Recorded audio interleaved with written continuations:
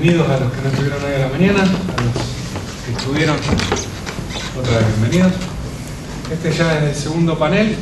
En este panel va a estar Nicolás Vallejo, Omar Amorós y Jorge D'Angelo. Bueno, estamos esperando aún, así que va a arrancar alguno de ellos dos. Y ahí nos están diciendo que ya vienen. Bueno, Nicolás, una pequeña introducción o una pequeña nominación. Psicoanalista y ex integrante del Instituto de la Familia. Y bueno, y Omar Amorós, psicoanalista. Nos dejamos con ellos. Lo único a acotar es que después del panel no va a haber preguntas en este espacio, sino que vamos a trasladarnos al cafetín que está ahí afuera y vamos a intentar armar una especie de charla un poco más íntima allá. Bien, cualquier cosa, las preguntas que tengan, opiniones y demás, se las pueden hacer a ellos en el cafetín. ¿Alguno de los panelistas a lo mejor va a fumar primero? Alguno de los panelistas fumará antes y después irá al cafetín. Bien, bueno.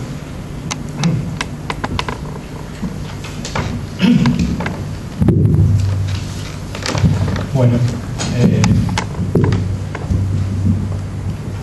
buenas tardes. ¿Se escucha bien? ¿Se escucha? Sí. Por supuesto que en principio quiero agradecerle a los compañeros del colector de la invitación y saludar este tipo de eventos, así como lo decía Juan Cruz a la mañana. Ya el simposio del año pasado tuvo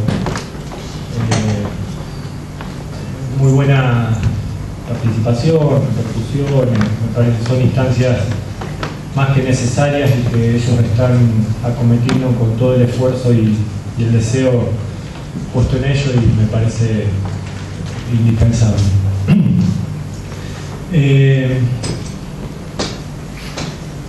El título del simposio, como ya saben, y también algo se dijo a la mañana, es El analista, su institución.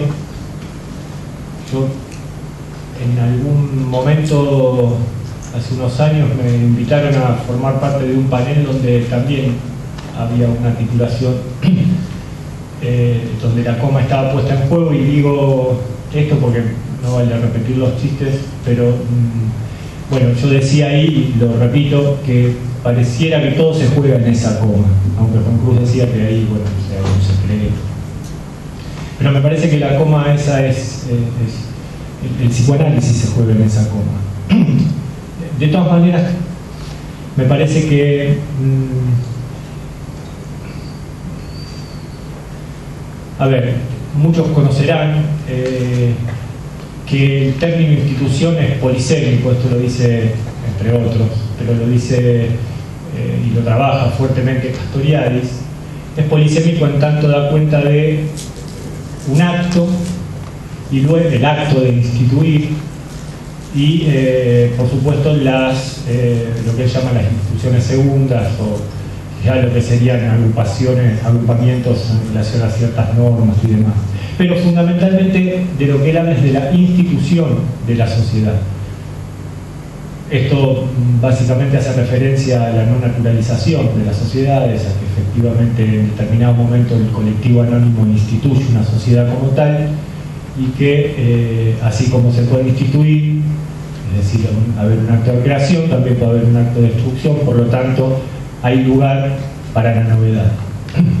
En definitiva, es en una sociedad particular en la que el análisis y los analistas se instituyen. Por lo tanto, hablar de el analista y su institución, en este sentido, no es posible pensarlo sin pensarlo en tal sociedad instituida.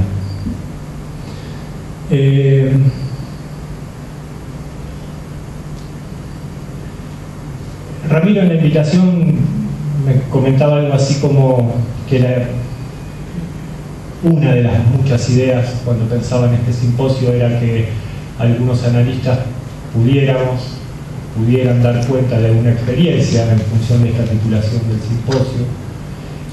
Para ello yo vería, o sería necesario para ello, testimoniar acerca de mi propio análisis, o o sea, ya adelanto que no se preocupen que no voy a hacer, no solo por pudor. Pero además lo que está en juego ahí me parece que es este concepto de experiencia, que es transmitir una experiencia. Y a mí me parece en este sentido, benjaminianamente, de que se asiste a una crisis de la experiencia o a un crepúsculo de la experiencia, como él lo llama en un texto, a una pobreza de la experiencia. Ya vamos a ver un poco eso. En definitiva, era indispensable titular el trabajo, aún en el marco del título general del simposio, y al trabajo lo titulé Tradición y Transmisión. Hoy a la mañana en la Serra, en una exposición muy interesante que planteó, comenzó la exposición justamente dándose cuenta de un párrafo de Lacan que había leído y releído muchas veces y nunca había percibido que en ese párrafo estaba el término tradición. A mí esto me pareció muy interesante porque además algo de lo que voy a decir es que no parece ser un vocablo perteneciente a nuestros congresos, a nuestras jornadas. En cambio el de transmisión sí, ¿verdad? Bien, paso a leer el trabajo o ir contándoles más o menos. Como les decía, tradición y transmisión, y el primero de estos términos no tiene demasiada presencia, hasta hoy a la mañana al menos, porque después en el diálogo también apareció mucho en relación a cómo concebir la tradición. No tiene demasiada presencia en los intercambios psicoanalíticos, ya que suele vinculárselo con la religión o la filosofía y en menor medida con la historia del arte. ¿Por qué entonces situar en el título mismo de esta charla o de este trabajo a la tradición? Apelar a los diccionarios etimológicos o de uso suele ser un recurso muchas veces utilizado, aunque no siempre ese recurso tenga valor heurístico. Trataremos en este caso de problematizar las definiciones que nos permitan una articulación posible con aquello que intentamos cercar. Ya desde su origen latino, esta palabra se aproxima casi hasta superponerse con el otro de los términos, la transmisión. En efecto, tradere, que en latín es hacer entrega a otro, denota tanto aquello que se transmite como el acto de transmitir y de recibir. Actus tradendi. Por otro lado, en alemán, perdonarán mis horribles pronunciaciones, Überlieferung es el término que habitualmente se traduce como tradición, remite tanto al verbo lieferen, es decir, proveer, proporcionar, suministrar, y al prefijo Uber, muy conocido por los psicoanalistas, ya que entre otros se encuentra en nuestro concepto fundamental de transferencia, Übertragung. Proveer a otro a través de, entonces sería una traducción más o menos literal de la palabra alemana. Aquí aparecen las respuestas más tradicionales acerca de la tradición. A través del tiempo, de generación en generación, se transmiten bienes culturales, usos, costumbres, instituciones, mitos, saberes, significaciones, es decir, todo aquello que, recibido de los mayores, funda y mantiene unida a una comunidad. Por lo tanto, lo que aquí vemos es que tradición incluye o supone determinado concepto de experiencia que a su vez postula determinado concepto de tiempo. En apariencia, una temporalidad lineal, del pasado al futuro. Antes de continuar problematizando este concepto, hay que decir también que, como lo recuerda Juan José Saer, que el tradicionalismo ahoga a las tradiciones. Afirmando de una manera excluyente una tradición intangible y única, entronizando el pasado como dogma, dentro de un universo cultural petrificado y fijo, el tradicionalismo exige la repetición. Cito a Juan José Saer. El conservadurismo militante de los tradicionalistas, su autoritarismo casi policial, ha terminado por desacreditar el concepto mismo de tradición. El tradicionalismo solo tolera, al margen de la aplicación al pie de la letra de lo transmitido, la glosa o el comentario. Toda desviación, modificación o ruptura es considerada como una irrecuperable herejía. Cada capilla, continúa Saavedra, tiene sus tradicionalistas, quienes, desdeñosamente de espaldas a lo exterior, evolucionan en una especie de mundo paralelo, impermeables a todo lo heterogéneo. Si la tradición enlaza a las generaciones, si es un presupuesto o un requisito para la pretensión identitaria de una comunidad, no es menos cierto que este aspecto de continuidad temporal está obligado a considerar el cambio y la transformación, ya que, como decíamos antes, la tradición incluye también el acto de recibir lo transmitido. Por lo tanto, es casi una evidencia que esa recepción no será una recepción pasiva, sino por el contrario, selectiva, productiva, metabolizante. Aquí podemos empezar a acercar el concepto de herencia, que tal vez después tengamos tiempo de comentar. Dos polos entonces, ambos pertenecientes al mismo término, es decir, a la tradición, la conservación y la innovación. En esa tensión, en esa coma, se aloja aquello que podríamos llamar ruptura o revolución. Es notable también, aunque no haya sido destacado suficientemente, que la palabra revolución también comporta en su propio origen y definición una similar ambigüedad. Es decir, originándose en la física, principalmente en la obra de Copérnico, es hacia el último cuarto del siglo XVIII donde las revoluciones científicas y las políticas se suceden mutuamente. Por lo tanto, el término indica, por un lado, la aceleración de la historia, es decir, la confianza en el progreso, y por otro lado, la ruptura de una lógica. La ruptura entonces pertenece al proceso mismo de la tradición. O, como lo dijera en 1977 el poeta español Vicente Alexandre, tradición y revolución. He ahí dos palabras idénticas. Ahora bien, hablaba de la institución y las instituciones de una determinada sociedad.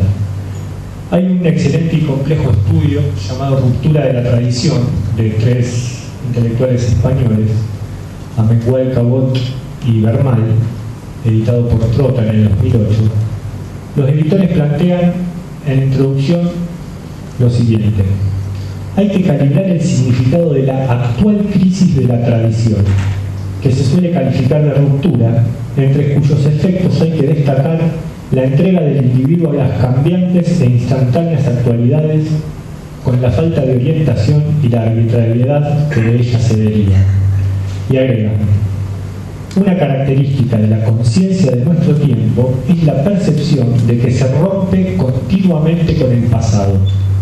La afirmación de lo presente y sobre todo de lo nuevo consiste frecuentemente en marcar las diferencias con el pasado, con lo dado por la tradición, con lo establecido. Bueno, por supuesto que esto muchos de ustedes ya conocen. Ha habido muchísimos desarrollos en el campo intelectual. A esta situación se la ha llamado de diversas maneras, desde los trabajos de Giddens hasta el ampliamente reconocido Bauman, pasando por, insisto, innumerable cantidad de autores que no voy a repetir ahora, y entre nosotros alguien que nos ha ayudado a pensar esto, llamado, por ejemplo, era de la fluidez, es Ignacio Leopold, ¿no? Ahora bien, estos autores, me refiero a los españoles que citaba antes, editores, digo editores porque no son distintos trabajos de ellos y de otros, los editores, los autores, van a situar, cuidando de no establecer periodizaciones rígidas, dos momentos en lo que llaman la ruptura y la tradición, que ubican como antecedentes de la actual crisis de la tradición. Van a situar sobre todo el momento de la Reforma y un segundo movimiento con filósofos como por ejemplo los jóvenes hegelianos, Feuerbach y Marx, y fundamentalmente Nietzsche, ¿no? Rehusándonos a multiplicar indefinidamente entre las citas de Nietzsche, digamos solamente que es en las consideraciones introspectivas donde aparece fuertemente todo su trabajo en relación a la memoria, al olvido y a ese famoso enunciado de la historia como lastre, ¿no? Aunque parezca o sorprenda a algunos, Marx también, algunos pocos años antes, las consideraciones introspectivas son del 73-75, 1873-75. En 1870 Marx le escribe a Pape una carta en la que le dice: por desgracia, la desgracia de los franceses, incluso de los obreros, son los grandes recuerdos. Será necesario que los acontecimientos pongan fin de una vez por todas a este culto reaccionario del pasado. Es decir, había una fuerte necesidad en la época de exorcizar el pasado. Ahora bien, resulta contradictorio, creo, que en este momento en donde efectivamente el pasado aparece como lastre, en este tiempo más tiempo instantáneo, una lógica muy ligada a lo que un historiador francés, François Artaud, llama el presentismo, la lógica del goce, ¿no? Llama la atención, decía, que al mismo tiempo hay como un culto deliberado hacia la memoria, ¿no? Esto, bueno, ha sido también trabajado por muchos autores, ¿no? El giro memorial se ha llamado, la era del testigo, etc., ¿no? A partir de todos los 50º y 40º aniversarios de Auschwitz, fundamentalmente en Estados Unidos, y así sucesivamente, ¿no? Ahora bien, en un mundo musealizado, donde la meta parece ser el recuerdo total, los críticos reprochan la pérdida de la conciencia histórica. Las modas retro, ¿no? Buscar todas aquellas cosas, detalles, ¿no? De autores insignificantes incluso, muchas veces. Según Leuckovitch, podemos decir que el tiempo nacionalmente instituido, es decir, el tiempo tradicional, es el de la sucesión. Un instante sucede a otro, y el instante previo permanece como condición de sentido del instante posterior. Pero la institución actual del tiempo parecería que es la de la sustitución. Un instante sustituye al anterior, que cae en la nada del insignificante. Sin embargo, como decíamos, en los últimos años el tema de la memoria ha adquirido una significativa relevancia. Hay una imperiosa necesidad de recordarlo todo. Esa memorialización, ese pasado fetichizado, es para algunos una suerte de respuesta compensatoria a la angustia de un presente fugaz y evanescente. Se convoca el pasado como conjuro frente a este presente efímero. El historiador italiano Enzo Traverso interpreta esta obsesión memorialista invocando la distinción que establece Benjamin entre, puedo pedir disculpas, Erfahrung y Erlebnis. Son dos formas que podrían traducirse como experiencia y o vivencia, pero no sé si en rigor filológico, alguien que tal vez sepa alemán podría corregirme, al menos estos autores, sobre todo Traverso, pero también Benjamin, ligan más la Erfahrung a la experiencia, en tanto experiencia transmitida, y la Erlebnis a la vivencia, en tanto vivencia individual. Me fui a buscar el concepto en alemán de la vivencia en satisfacción, y efectivamente ahí la palabra alemana que aparece junto con satisfacción, creo, es Erlebnis, no es Erfahrung. Erfahrung es la experiencia transmitida. Bien, el Traverso dice que el Erfahrung sería típico de las sociedades tradicionales, mientras que la modernidad se caracteriza por precisamente la pérdida de la experiencia transmitida. El conocido fragmento de Benjamin lo dice así, quería ahorrar tiempo y no leerlo, pero vale la pena leerlo, al menos para mí.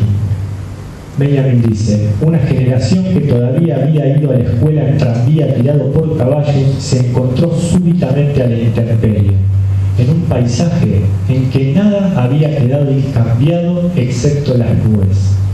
Entre ellas, rodeado por un campo de fuerzas de corrientes devastadoras y explosiones, se encontraba el minúsculo y quebradizo cuerpo humano. La experiencia que se pierde entonces es aquella que podía transmitirse, la que, como señala Agamben, podía tenerse sin hacerse. Esto, para la transmisión del psicoanálisis, luego veremos por qué, es, creo, fundamental. Una experiencia que puede tenerse sin hacerse. Para Benjamin no se trata, recordamos, de que no haya más ninguna experiencia, sino la que se caracterizaba por pasar de generación en generación por medio de diversos relatos. Lo experiencial quedó cada vez más adherido a lo vivido. Tradición y transmisión en psicoanálisis. Freud inventó un método que se fue transmitiendo a través de las sucesivas generaciones de analistas, de modos más o menos formales, más o menos institucionalizados.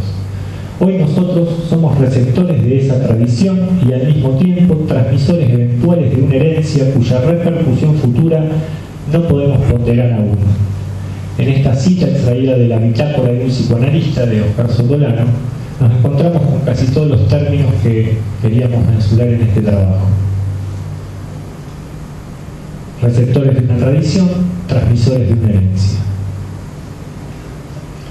Una acotación respecto al término herencia, lo había mencionado antes y lo digo. Entendemos la herencia de la misma manera que decíamos de la tradición, ¿no? La herencia no es algo que se deposita, es decir, los mismos bienes para otros destinatarios, sino que existe una apropiación, la famosa frase de Goethe que Freud retoma, de un trabajo de adquisición de la herencia. Se constituye la herencia y el heredero en un mismo movimiento. El discurso cultural de cada época da cuenta de una cosmovisión predominante en un momento histórico dado, que va a favorecer ciertas formas de subjetividad y no otras, y que otorga un abanico de ideales limitado, una visión peculiar de lo prescrito y lo prohibido. Si reafirmamos incansablemente, como sostiene entre otros el psicoanalista uruguayo Marcelo Viñar, el sujeto se constituye no solo desde su caldero pulsional y su trama identificatoria, sino en un laborioso acceso al orden humano que incluye la genealogía y la cultura, es porque esto no siempre ha sido comprendido de esta manera por la historia y la transmisión del psicoanálisis. Aún hoy, algunos son capaces de afirmar que el psicoanálisis es asocial, confundiendo la dimensión del objeto con la de la práctica y la experiencia.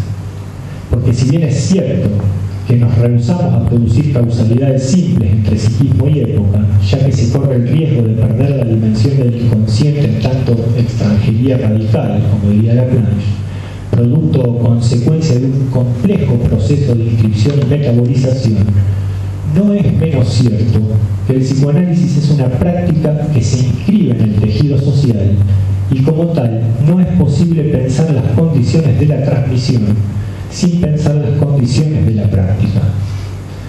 Cuando hoy Juan Cruz a la mañana historizaba el simposio del año pasado y planteaba el trabajo como lo necesario y lo analítico como lo contingente, me parecía una precisión interesante, donde todo aquello que se predica, en el sentido de que es el predicado analítico y predicar el análisis, todo aquello que se predica como analítico, muchas veces está siendo predicado de otro sujeto, la práctica.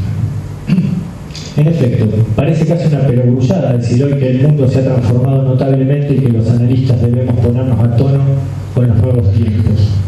Afirmación legítima si lo que quiere decir, o lo que se quiere decir con ello, es que debemos confrontar el método con las condiciones de posibilidad de su ejercicio. ¿Somos hoy capaces de formular una definición del psicoanálisis y del trabajo del psicoanalista que no quede desmentida por lo que sucede de hecho en nuestra práctica? Se preguntaba en un texto maravilloso escrito hace exactamente 40 años Piero Lanier. Esta pregunta de Piera ha llevado a Luis Honten a plantear aquello del mercado negro del psicoanálisis.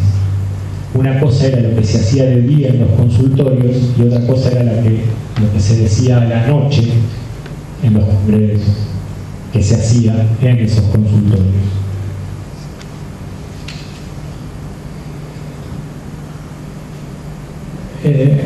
Hoy las cosas parecen ser diferentes. El peso de las instituciones, ante la cual había que dar cuenta de lo que se hacía, el precio de la mentira y el ocultamiento, parecería haber desaparecido. La multiplicidad de prácticas que se autodenominan analíticas constituye una evidencia. Hoy Juan Cruz hablaba de la generación del cobre, me parece un hallazgo esa expresión. El mercado negro dio paso al mercado persa. El problema no es tanto lo persa, es decir, la multiplicidad, sino el mercado. Dando por evidente que un paciente, voy un poquito rápido porque me queda poco tiempo. Dando por evidente que un paciente actual no es el mismo que el de hace un siglo, ni siquiera el de hace 30 o 40 años atrás, Sotolano nos recuerda que en los 60 o los 70 en nuestro país, quien pretendiera ser analista se analizaba 3 o 4 veces por semana durante una década o más, atendía pacientes con la misma frecuencia, supervisaba casos con uno o más analistas más experimentados y hacía varios grupos de estudio, ya fueran las instituciones psicoanalíticas reconocidas, ya fuesen las formas extraoficiales.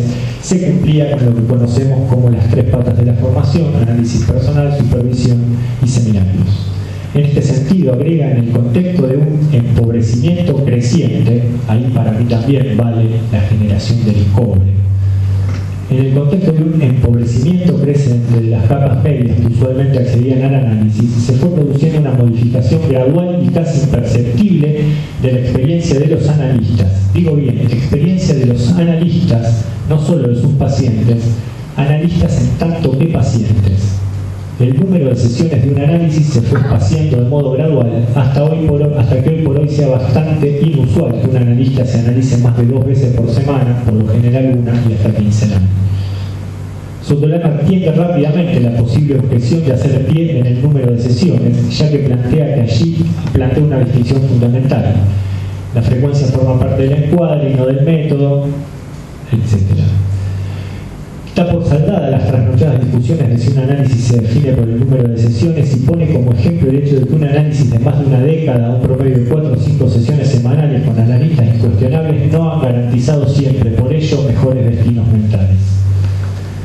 En efecto, 4 o 5 sesiones no garantizan nada. Ahora bien, ¿es indistinto el número? Las sugerencias freudianas de corte epocal, ¿existe relación de exigencia entre la asiduidad del problema de encuadre y las posibilidades de cumplimiento de la regla fundamental, el problema del método? Un paso rápido todo esto. Voy a hacer una brutal mutilación, pero hay algo que no quería decir, que no quería dejar de decir. Vemos que allí se está jugando la práctica de muchos analistas y hasta la experiencia del análisis mismo, de los propios analistas, lo que define un modo de circulación de lo que se considera experiencia del análisis y, en este sentido, de su transmisión. Esta es nuestra condición contemporánea. La Viena de los comienzos está cada vez más lejos. Este contexto es cada vez menos el del profesional liberal con vacaciones pagas, sino el de un trabajador intelectual asalariado, contratado por un consorcio de salud privado, estatal o mixto. ¿Tiene todo esto que ver con la transmisión? Creemos que sí. Las condiciones de la práctica contemporánea favorecen el desarrollo de un psicoanálisis ad hoc apto para la ocasión. Su modo de pensarse generará inevitablemente un modo de transmitirse. Si un pretendido analista cree que asociar es ejercer el derecho democrático a hablar de lo que se tenga ganas y no la obligación incumplible, pero por ello fértil, de decir todo lo que se le pasa por la cabeza, no podrá crear el campo donde un análisis se despliegue. No somos sordos a las transformaciones contemporáneas. ¿Quién podría hacerlo? Pero pensamos que aunque todo ha cambiado mucho, nada ha cambiado tanto. A la convicción que proclama que los pacientes son otros y que la clínica también, nos gustaría decirle que es cierto, pero que no debemos olvidar que uno de los hallazgos del psicoanálisis fue haber dado las razones profundas que hacen que siempre un paciente sea otro y la clínica también. Por ello era tan importante esto de una experiencia que se tiene sin hacerse para poder pensar el análisis que recomienza cada vez con un paciente. Y yo quería terminar, voy a pedir, por favor, que me dejen leer un fragmento. Quería terminar con 3 fragmentos, negocio voy a terminar con 2, uno lo dejo para después. Uno es de Benjamin y es muy breve, de experiencia y pobreza, y decía: en nuestros libros de cuentos está la fábula del anciano que en su lecho de muerte hace saber a sus hijos que en su viña hay un tesoro escondido. Solo tienen que cavar, pero ni rastros del tesoro. Sin embargo, cuando llegue el otoño, la viña porta como ninguna otra en toda la región. Entonces se dan cuenta de que el Padre les legó una experiencia. La bendición no está en el oro, sino en la laboriosidad. Mientras crecíamos, nos predicaban experiencias parejas en son de amenaza o para sosegarnos. Este jovencito quiere intervenir, ya irás aprendiendo. Sabíamos muy bien lo que era experiencia. Los mayores se la habían pasado siempre a los más jóvenes. en términos breves, con la autoridad de la edad, en proverbios, prolijamente, con locuacidad, en historias, a veces como una narración junto a la chimenea ante hijos y nietos. Pero ¿dónde ha quedado todo eso? ¿Quién encuentra hoy gentes capaces de narrar como es debido? ¿Acaso dicen hoy los moribundos palabras perdurables que se transmiten como un anillo de generación en generación? ¿A quién le sirve hoy de ayuda un proverbio? ¿Quién intentará vérselas con la juventud apoyándose en la experiencia? Y ahora sí, para finalizar, Montalis, un librito que se llama Ventanas, con pequeños textos, uno de ellos que se llama La diosa a la novela, que aquí aparece todo el problema de la narración y de la transmisión. Dice: esas historias de enfermos se leen como novelas. Freud se sorprende, más que felicitarse, lo lamenta. Como novelas, sí, en la medida que son historias, narraciones. Un análisis, por su parte, no se presta a narración. Se niega a ella, se resiste como un caballo salvaje que uno quiere domar. A menudo, cuando recibo un eventual futuro paciente, veo tejerse la trama de una novela. Una historia de vida se dibuja, una infancia, dramas, duelos, momentos de inflexión, hechos destacados, un medio social. En algunos casos tengo tal convicción de comprender, de captar los hilos de un destino, que hasta llego a anticipar lo que vendrá, como en la lectura de una novela. Y luego bastan unas pocas sesiones para que la historia se confunda, para que lo inteligible abra paso al enigma, para que sea incapaz de contar lo que fuere. Es posible incluso que los motivos que hicieron venir a ese hombre, a esa mujer, se me escapen. Cuando olvido su lugar entre los hermanos y hermanas, ¿y qué pasa con los padres? ¿Viven todavía? Y su profesión, su nacionalidad, ya no sé con quién estoy tratando. Somos dos desconocidos. Él ya no es la paciente, yo ya no soy el psicoanalista. Avanzamos, ambos en la oscuridad. Más adelante el paisaje será menos borroso. Aparecerán formas que darán lugar a otras, que transformarán las precedentes en bocetos provisorios para que al final el análisis concluya en un era tan simple. ¿Es posible transmitir el movimiento de un análisis? Al menos esta condición, que se oiga la voz del otro en la mía propia. El análisis o el fin de lo novelesco, y a veces el comienzo de la escritura. El relato del sueño elimina el sueño soñado. El relato de análisis borra e incluso destruye el análisis. ¿Qué es propicio en nuestras reproducciones? ¿Cómo despedazamos desgraciadamente esas grandes obras de arte de la naturaleza psíquica? Lo escribe Freud a propósito de su historia del caso del hombre de las ratas. Y sin embargo, para nosotros, qué logro, qué hazaña esa historia.